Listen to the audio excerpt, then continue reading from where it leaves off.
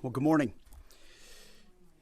Yesterday at Dover Air Force Base, President Trump, the chairman, and I stood in solemn silence as heroes came home.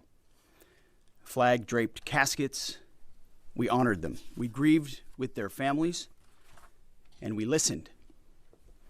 What I heard through tears, through hugs, through strength, and through unbreakable resolve was the same from family after family. They said, finish this. Honor their sacrifice. Do not waver. Do not stop until the job is done. My response, along with that of the president, was simple. Of course, we will finish this. We will honor their sacrifice. Their sacrifice only steals our commitment. I wear this bracelet. Staff Sergeant Jorge Oliveira, he was one of my sergeants, or one of my specialists in Guantanamo Bay. He deployed later to Afghanistan, where he was killed on 19 October 2011. Killed 10 years after 9/11, 15 years ago. He was one of the 1%, the best of America. Not just a guardsman, but a law enforcement officer back home and a family man. I remember him every day, just like so many other men and women of our generation and previous generations who wear bracelets like this. Just as we will always remember those lost in this conflict. Their names are now etched into our mission and into the soul of a grateful nation. I stand here today speaking to you, the American people, not through filters, not through reporters, not through cable news spin. A dishonest and anti-Trump press will stop at nothing. We know this at this point.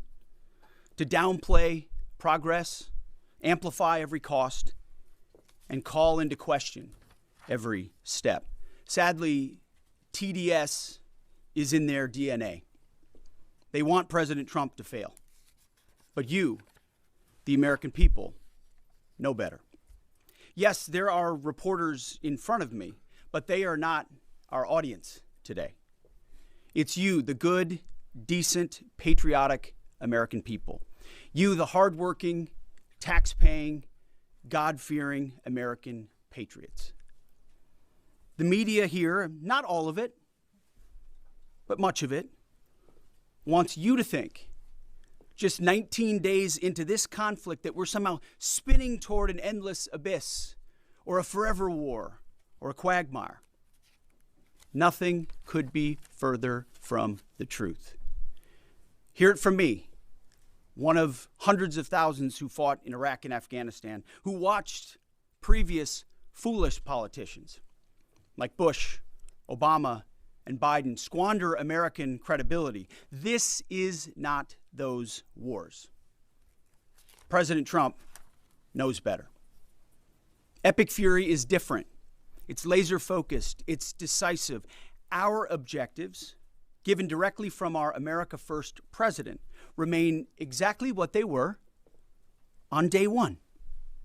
These are not the media's objectives, not Iran's objectives, not new objectives, our objectives. Unchanged, on target, and on plan. Destroy missiles, launchers, and Iran's defense industrial base so they cannot rebuild. Destroy their navy, and Iran never gets a nuclear weapon. Our objectives from day one. To the patriotic members of the press, nobody can deliver perfection in wartime. This building knows that more than anyone. But report the reality. We're winning decisively and on our terms. Iran is a vast country, and just like Hamas and their tunnels, they've poured any aid, any economic development, humanitarian aid into tunnels and rockets. That's what they did with Hamas. Iran has funneled decades of state resources, not to their people, but into missiles and drones and proxies and buried facilities. But we are hunting them down methodically, ruthlessly, and overwhelmingly, like no other military in the world can do. And the results speak for themselves. To date, we've struck over 7,000 targets across Iran and its military infrastructure. That is not incremental. That is overwhelming force applied with precision. And again, today will be the largest strike package yet, just like yesterday was. As I've said from day one, our capabilities continue to build, Iran's continue to degrade. We're hunting and striking death and destruction from above. Iran's air defenses flattened. Iran's defense industrial base, the factories, the production lines that feed their missile and drone programs, being overwhelmingly destroyed. We've hit hundreds of their defense industrial bases directly. Their ability to manufacture new ballistic missiles has probably taken the hardest hit of all. Ballistic missile attacks against our forces, down 90% since the start of the conflict. Same with one-way attack UAVs, think kamikaze drones, down 90%. Now, the Iranians will still shoot, we know that, but they would shoot a lot more if they could, but they can't. The last job anyone in the world wants right now? Senior leader for the IRGC or Besiege. Temp jobs, all of them. And to borrow a page from Admiral Ernest King in World War II, we've decided to share the ocean with Iran. We've given them the bottom half. We've damaged or sunk over 120 of their Navy ships, with battle damage assessments pending for many more. See, oftentimes we have to wait a few days on battle damage assessment to get the real number. Their surface fleet is no longer a factor. Their submarines, they once had 11, are gone. Their military ports are crippled. Iran has terrorized the United States and our interests for 47 years. Their core industries, not steel or agriculture or tourism, their core industries are state-sponsored terrorism, proxy militias, underground networks, ballistic missiles, and a violent, messianic, Islamist ideology chasing some sort of apocalyptic endgame. A regime like that, refusing to abandon its nuclear ambitions, is not just a regional problem. It's a direct threat to America, to freedom, and to civilization. The world, the Middle East, our ungrateful allies in Europe, even segments of our own press should be saying one thing to President Trump. Thank you. Thank you for the courage to stop this terror state from holding the world hostage with missiles while building or attempting to build a nuclear bomb. Thank you for doing the work of the free world. Yesterday's ceremony reminded us why we fight. Not for nation building or democracy promotion, but to crush direct threats to America, Americans, and our interests. We fight to win, and we are winning on our terms, following our objectives. My 13-year-old son popped into my office last night while I was editing these remarks. He asked about the war and the families I met at Dover. And I looked at him and I said, they died for you, son, so that your generation doesn't have to deal with a nuclear Iran. It's the truth. And they did. So to the families who said, finish this, we will. And I say the same to every American who wants peace through strength. May Almighty God continue to bless our troops in this fight. And again, to the American people, please pray for them. Every day, on bended knee, with your family, in your schools, in your churches, in the name of Jesus Christ. To the troops, keep going, and Godspeed. Over to you, Mr. Chairman. Thank you, Mr. Secretary. Ladies and gentlemen, good morning, and thank you all for being here. I also had the honor yesterday, as the Secretary said, of traveling up to Dover with the President to welcome home our six fallen. It was an honor and a privilege for me to be there and to say thank you to their families. And I want to mention their names this morning.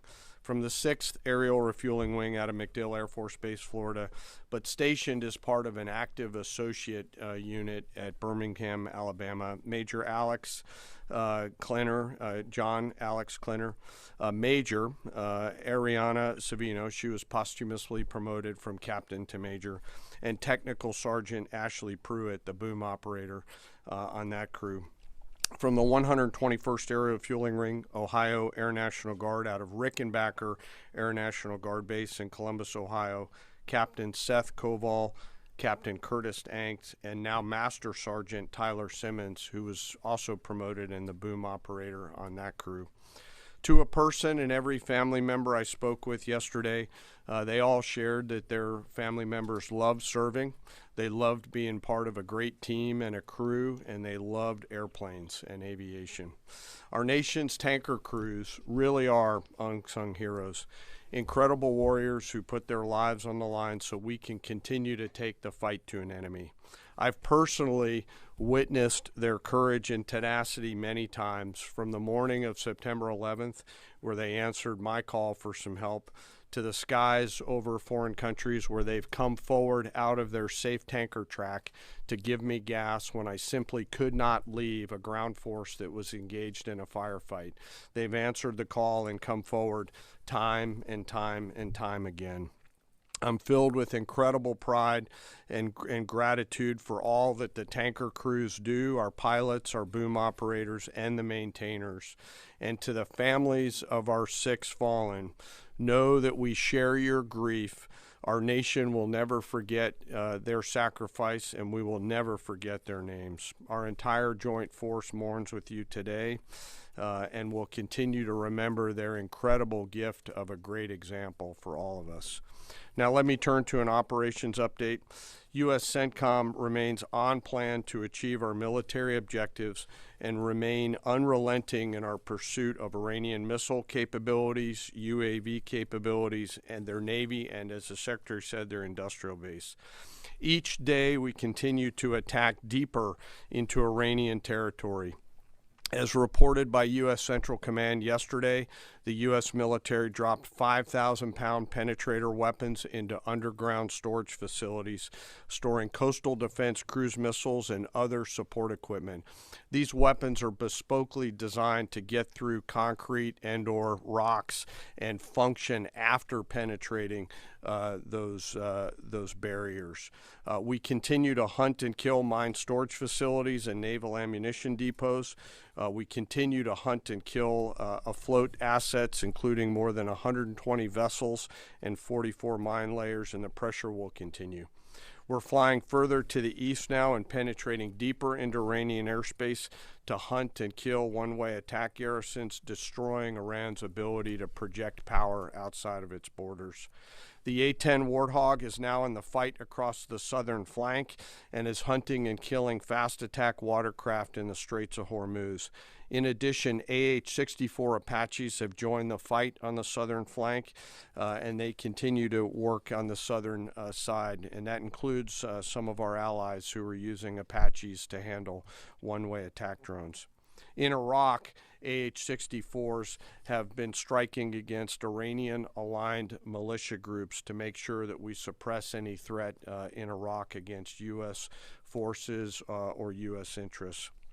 And we remain focused on pursuit of any platform that Iran could field to harm Americans or our partners. Last Friday, Admiral Cooper and the CENTCOM team conducted precision strikes against more than 90 targets on Karg Island, which included all of their military-only infrastructure, which included air defenses, naval base, mine storage, and deployment facilities. And as the Secretary mentioned, we continue to strike against Iran's defense industrial base and will continue to do so. Today, I want to continue my theme of talking about members of our incredible joint force. Today, I want to talk about some exceptional airmen who are engaged in the fight daily. United States Air Force, Air Force Reserve, and Air National Guard crews within our bomber force. The B-1s, B-2s, and B-52s, and the airmen on the ground who maintain and load these weapon systems. They are the backbone of America's long-range strike capability, and their contributions to Epic Fury have been decisive. Assigned to STRATCOM under Admiral Rich Carrell and supported by TRANSCOM, the tanker force that we've talked about, under the command of General Randall Reed, every mission is designed to achieve overwhelming outcomes on behalf of the United States and our allies. Last weekend, I had the chance to go out and see some of our deployed bomber forces, the B-1 and B-52 crews, and I had a chance to sit down with some young aviators and maintainers and ask them, how do you feel? Tell me about your typical day. And these are crews comprised of between 2 and 5 airmen, 2 on the B-2s, 5 on the B-52s, and 4 in the B-1s out there. Some of these Americans are in their early or mid-20s, and we give them the gift of this incredible responsibility, hundreds of thousands of pounds of aircraft, and they take off and go do our work as required. Their mission actually begins the day prior when they're given a target or a bunch of targets, and they begin to study those targets, look at what are the effects required, what are the weapons required to get there, how will we program these weapons, what is the weather, what is the tanker flow. It's an incredibly complex problem that we give each and every one of these crews, and they work it over the period of 24 hours prior, get some rest, and then step out the door to go fly. The last thing they do is they check all of their equipment, their oxygen mask, survival gear, load pistols, and get ready to go. They crank the jets about an hour prior to takeoff and then launch into the daylight, doing their pre-flight checks, and as the kids say, lock in and prepare to go to war, sometimes on a long and stressful journey. During the flight, they're surrounded by technology and capabilities, and they'll do multiple aerial refueling efforts across tankers on the way to the AOR, area of responsibility, either coming from the States or coming from a forward deployed basing. And I will tell you, as a fighter pilot, getting gas is a lot easier in an F-16 than it is in a B-1, B-2, or a B-52, where you are handling this airplane. It is a physical thing, unlike a fighter that's a lot easier. And they stay on that boom for sometimes up to 30 minutes, taking hundreds of thousands of pounds of gas. It is a physical, demanding thing to take gas, and they do it multiple times on the way there, and they do it multiple times on the way home. As they enter the operating area, they bring the entirety of America's joint force together to go do the things that we've tasked them to do, to put bombs on time, on target, with the proper effects. And I know they're feeling a range of emotions, but the thing the American people should take away from it is they're filled with a focus that is incredibly impressive. And they have fear, of course, but their bigger fear is, dear God, please don't let me screw this up, the warrior's prayer that we all have in our souls. In the days of Epic Fury, they were shooting, as we've talked about in this room, a lot of standoff weapons. Now we've switched and rolled, as I mentioned last week, to stand-in weapons. And behind each and every one of them are incredible maintainers and weapons builders who go out there and make sure these aircraft and their weapon systems are ready to go. These airplanes are so big that they're not in hangars. They're out in the cold, out in the snow, out in the rain. The bombs are being built outside for protection and to make sure that it's safe, and they do it 24/7, 365. It's not comfortable work, but when you go spend just a minute with these incredibly young Americans who are so motivated, you cannot come away from that exchange not being hopeful for America's future. It is simply awesome. And we hand these Americans, young Americans, incredible and weighty responsibility, and they deliver every single time. Quietly, with professionalism and humility, doing the things that we ask them to do.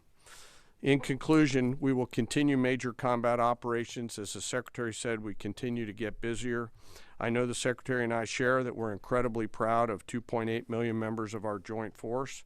I am personally, and we are personally grateful for the tenacity and professionalism of the brave men and women who serve inside STRATCOM, CENTCOM, SpaceCom, CyberCom, TRANSCOM, and the rest of the joint force.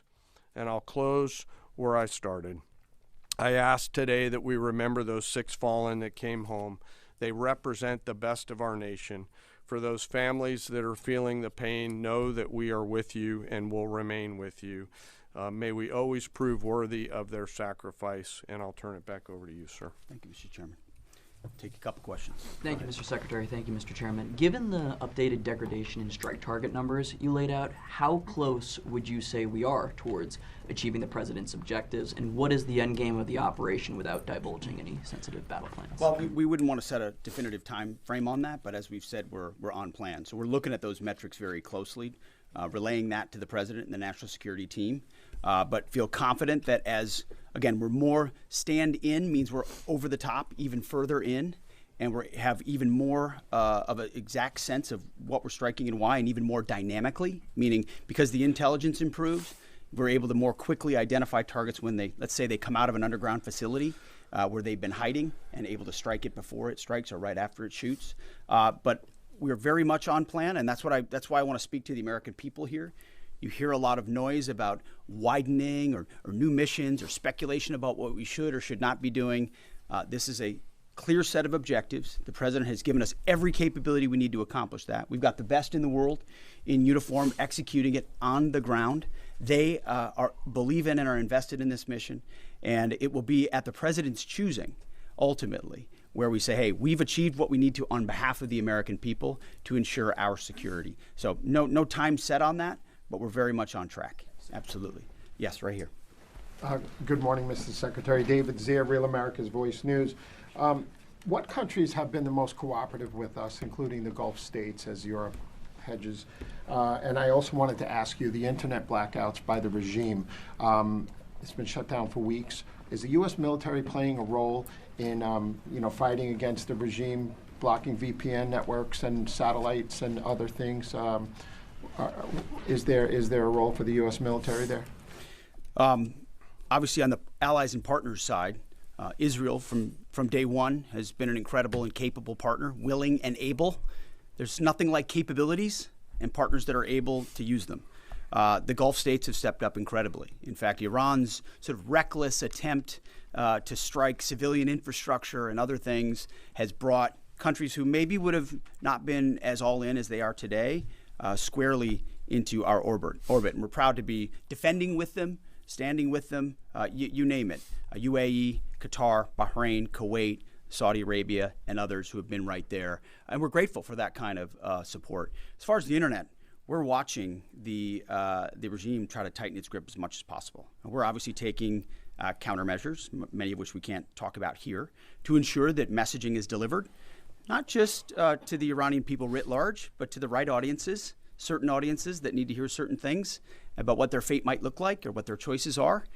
So even though that regime is trying really hard to ensure the world can't see, right? They want to put out fake AI-generated images, which, by the way, sometimes our press happens to fall for, like the Abraham Lincoln on fire and turning around. These AI-generated images are meant to make it look like something's happening when the exact opposite is. So they make up fake reports and fake images to lie to their own people to try to make it. But even then, their own people can barely receive a lot of those messages and communicate because of the blackout that they've imposed upon them. But we work around that for sure.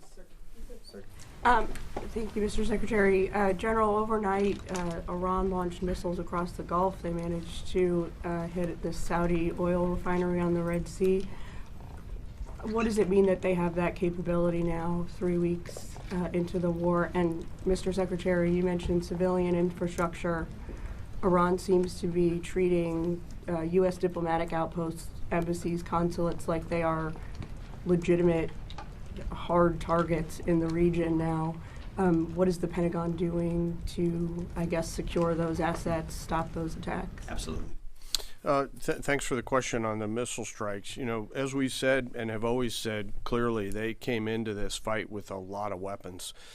This is why we continue to be as aggressive and assertive as we can against their ballistic missile capability, both their medium-range ballistic missile capability and their short-range missile capability. So we are continuing to hunt and find them and kill them, and we will continue to do so. So they still retain some capability. and we have layered defenses throughout the region that will allow us to protect those. And we're working with our partners across the Gulf region to help them improve any defensive capabilities that they may need.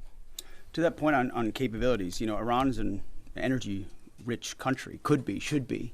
Instead, like so many other places driven by a radical ideology, they've spent that money instead of investing in their people. That's why you had millions of Iranians protesting. It's because they felt like their quality of life didn't match what it could be or should be. And what was the Iranian state? There's a reason we call Iran the #1 state sponsor of terrorism, because they took the money they make and they invest it in tunnels, and they invested in missiles, and they invested in launchers and UAVs, and we are destroying and degrading that in historic proportions. But it doesn't mean they won't still have some and try to hold people at issue, which is why we're fighting every single day to continue to compel. And you mentioned embassies and consulates. Unlike previous administrations, we are doubling and tripling down on ensuring that our people, regardless of their Department of War, Department of State, whatever they do, are secure in those facilities. And the best defense is a good offense. And so we're not afraid to go after and kill anybody, and we have a lot of them attempting to target our diplomatic facilities. Iran, we're not surprised that they would indiscriminately target, and we're still seeing that. Jerry. As part of the justification for the war against Iran, the White House has laid out in fairly comprehensive fashion that the Iranian regime's 47 years of terrorism aimed at the U.S., including pointing to the IRGC's provision of weapons and EFPs to help kill Americans in Iraq. The Pentagon in 2019 assessed Iran was responsible for the deaths of at least 603 service members in Iraq, but there hasn't been a similar public accounting by Iran's role helping the Taliban in Afghanistan. And that also hasn't been part of the White House's public argument. I was wondering if you could speak to Iran's role in helping the Taliban during the war in Afghanistan. And Chairman, as you and the Secretary eloquently spoke about, 13 U.S. service members have been killed so far during Operation Epic Fury. I was wondering what lessons have been learned from those deaths, both from Iranian strikes, from an aircraft refueling accident. How are those lessons being applied to the current conflict, and how are those lessons going to be applied to a potential conflict in Indo-Pacific? Thank you. Well, thank you for the question. And it's true. In a town that can have a very short memory, President Trump does not. He remembers what this Iranian regime was founded on, what their declaration has been from the beginning: death to America, death to Israel. They've stated that. They've intended to, in every way, try to accomplish that, killing Americans in any theater they can, embassies for quite a long time.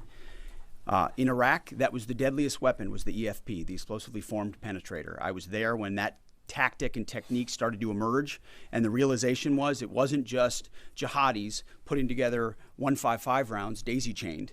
It was an entire state, a country with its apparatus able to mold steel in a way that was specifically designed to penetrate American armor and kill Americans.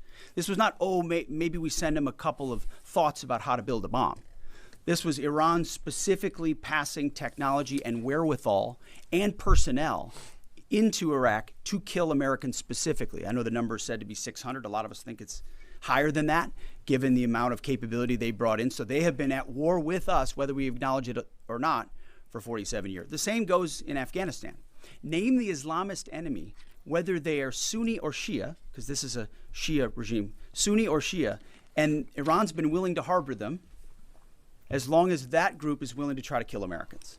So the enemy of their enemy has been their friend as well in the Islamist world. So Iran, whether it's Iraq, whether it's Afghanistan, whether it's around the world, has been targeting Americans. And what they wanted in this context, and what President Trump would not tolerate, is a regime of that nature being closer and closer to nuclear capabilities, a capability they would have said they would want to use, and we ought to believe what our enemies say they would do if they got the most dangerous weapon in the world. So it's been across every theater that Iran's been a threat to America, and sometimes we have to remind folks of that, but thank goodness we have a commander-in-chief who, on behalf of this country, has internalized that and said, hey, we're going to do something about it.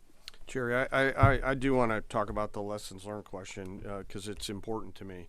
I won't share particular tactical lessons, and the KC-135 incident is under investigation. But I do want to talk about how I think about this and how we think about it, and this is something that I'm pretty passionate about. I believe the Joint Force has to be a very fast learning organization, early, often, and always.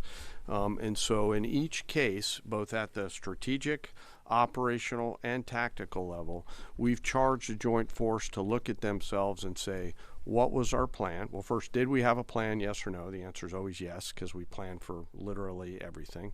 Did we execute our plan, yes or no? If we did it work? If not, why not? If we didn't execute our plan but did something better, what's the lesson learned associated with that? And then how do we quickly capture those lessons after every loss or every engagement and quickly adopt those lessons and then share them across the entirety of the Joint Force? And inside the Joint Staff, we've tasked our J7 Directorate under the lead of Lieutenant General Lazewski, a United States Marine, to be extremely entrepreneurial in harvesting and capturing those lessons in a proactive and not reactive way.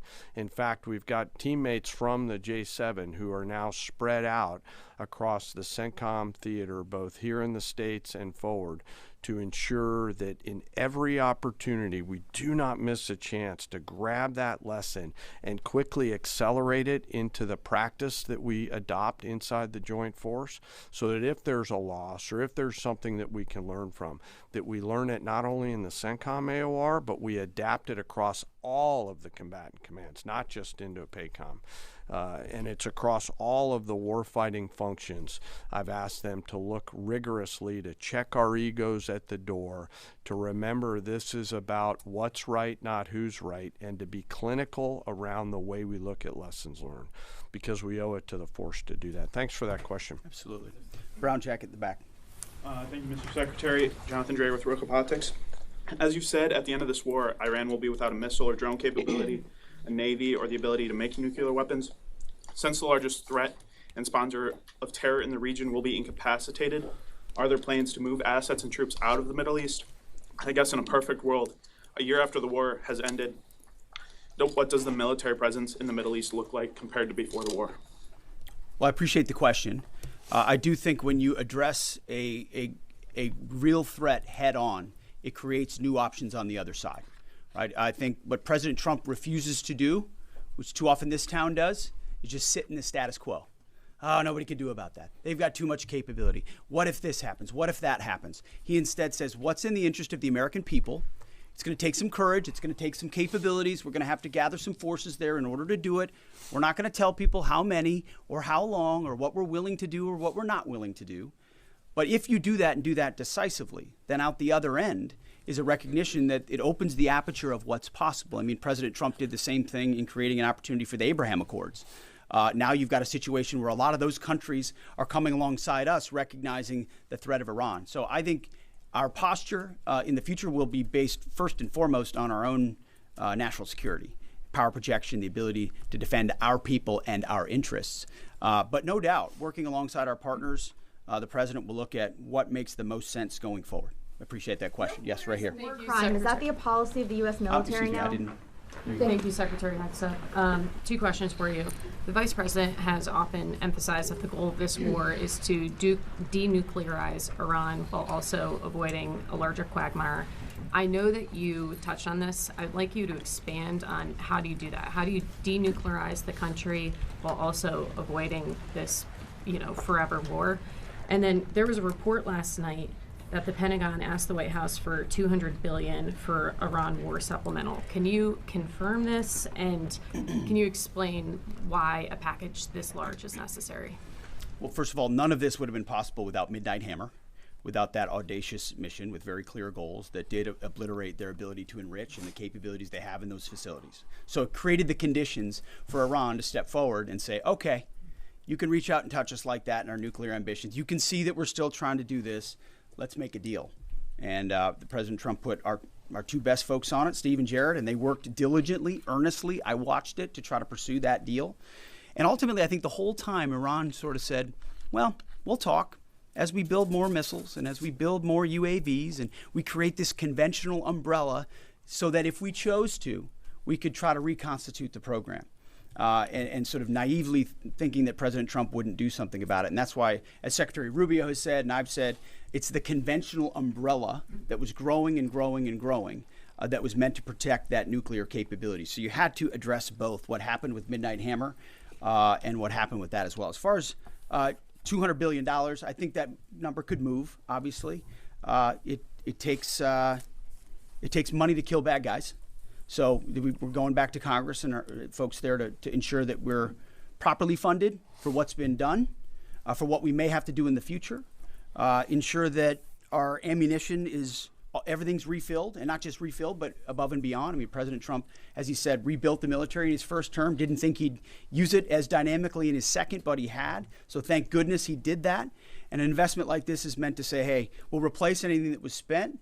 And now that we're reviving our defense industrial base and rebuilding the arsenal of freedom and cutting deals like our great deputy secretary here is doing, long lead times on exquisite munitions, we're going to be refilled faster than anyone imagined.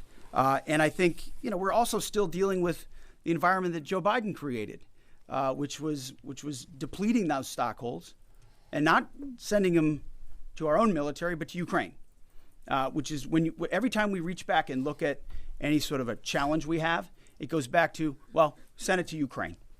Ultimately, we think this should be these munitions are better spent in our own interests at this point, and this kind of funding bill is going to ensure that we're properly funded going forward. We'll take one more. Right here. Thank you, sir. Thank you, Mr. Chairman. Jordan Conradson with the Gateway Pundit. So with the strike yesterday on South Bar's gas field, if the U.S. didn't know about it or didn't approve of it, it kind of seems like a trend of Israel apparently pursuing their own objectives over U.S. objectives. I'm not sure if you agree with that, but the president has said he doesn't want to hit Iran's oil infrastructure right now. As you said, the U.S. avoided this on Park Island. Oil's nearing $120. Why are we helping Israel prosecute this war if they're going to pursue their own objectives? We hold the cards. We have objectives. Those objectives are clear. We have allies pursuing objectives as well. And the truth speaks for itself. I mean, President Trump was very clear about that. Iran has weaponized energy for decades. Israel clearly sent a warning, and POTUS has made it clear, very clear. Iran knows when you hit Karg Island and you hit military capabilities on Karg Island, which is the only thing we hit, we can hold anything at issue, anything. The United States military controls the fate of that country. Iran has the ability to make the right choices. It should not, going forward, target Arab allies, Arab countries, trying to create the pain that they created themselves. Thank you all very much. Appreciate it. Thank you for your time. Appreciate it.